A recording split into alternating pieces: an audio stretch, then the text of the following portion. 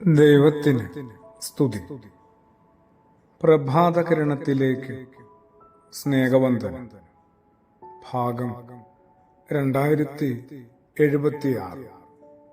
ഇന്ന് സെപ്റ്റംബർ മാസം 6-ാം തീയതി, 249-ാമത്തെ ദിവസത്തിലെത്തി.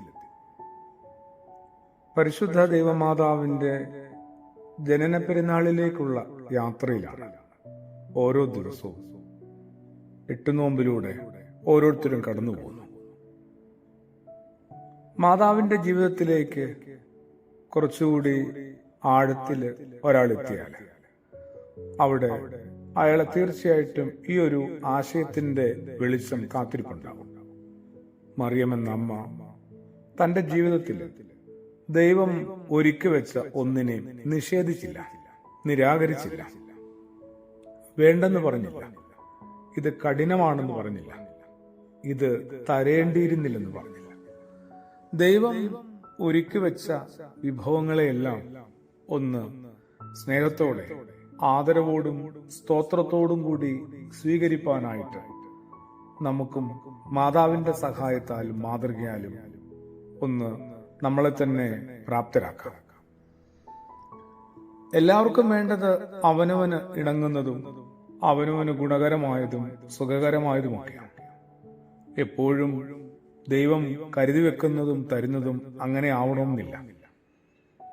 മറിയം തന്റെ ജീവിതത്തിൽ ഒന്നും നിഷേധിച്ചില്ല. ദൈവം ഒരുക്കി വെച്ച മുഴുവൻ വിഭവങ്ങളെയും അവൾ കൃതജ്ഞതയോട് ഏറ്റുവാങ്ങിയിട്ടുണ്ട്. എങ്ങനെയാണോ യേശുവിനെ ഏറ്റുവാങ്ങിയതും ഉൾക്കൊണ്ടതും അതുപോലെ തന്നെ നിരാകരിക്കാമായിരുന്നു. മാറിയെടുക്കാനായിട്ട് എന്തുമാത്രം ഓപ്ഷൻസ് ഉണ്ടായിരുന്നു മറിയമെന്നമ്മയ്ക്ക്. ഇത് തന്നെയാണ് ഗെത്സമനത്തോട്ടത്തിൽ ആ നല്ല മകനും പിന്തുടർന്ന മാതൃക. വഹിക്കുന്ന പാനപാത്രം കഠിനമാണെന്ന് ഉറപ്പുണ്ടായിരുന്നു. അതുകൊണ്ട് തന്നെ വഹിച്ചും സഹിച്ചും മടുത്തെന്ന് പറയാനായിട്ട് ധൈര്യമുണ്ടായിരുന്നു. അപ്പനോട് തന്നെയാണ്, പിതാവാം ദൈവത്തോട് തന്നെ പറയുകയാണ്, കഴിയുമെങ്കിൽ ഈ ഒരു പാനപാത്രത്തിന്റെ സഹനത്തിന്റെ പാനപാത്രം ഒന്ന് മാറ്റിത്തരാം. ആ പ്രാർത്ഥന എന്തുമാത്രം മാതൃകാപരമായിട്ടും മാന്യതയോടും അന്തസ്സോടും കൂടിയാണ് അവസാനിപ്പിക്കുന്നത്. അവിടെ തീർച്ചയായിട്ടും ആ മകനില് ഈ ശ്രേഷ്ഠയായ അമ്മയുടെ എന്തുമാത്രം സ്വാധീനം വന്നിട്ടുണ്ടാവും.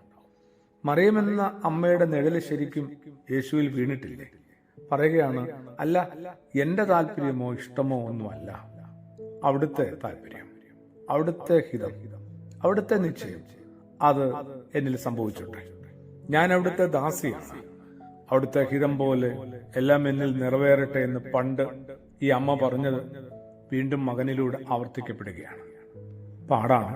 എന്നാലും മാതാവിന്റെ മധ്യസ്ഥതയിലൂടെ കടന്നുപോകുന്ന നമ്മൾ ഓരോരുത്തരും അത് പറഞ്ഞു തുടങ്ങുന്നത് നല്ലതാണ്. ഈ കഠിനമായ ഈ ഒരു കാസായുടെ കനലും എനിക്ക് വേണ്ടി അവിടുന്ന് കാത്തുവെച്ചതാണെങ്കിൽ ഞാനിത് വഹിക്കാനായിട്ട് ഒരുക്കമാണ്, തയ്യാറാണ്.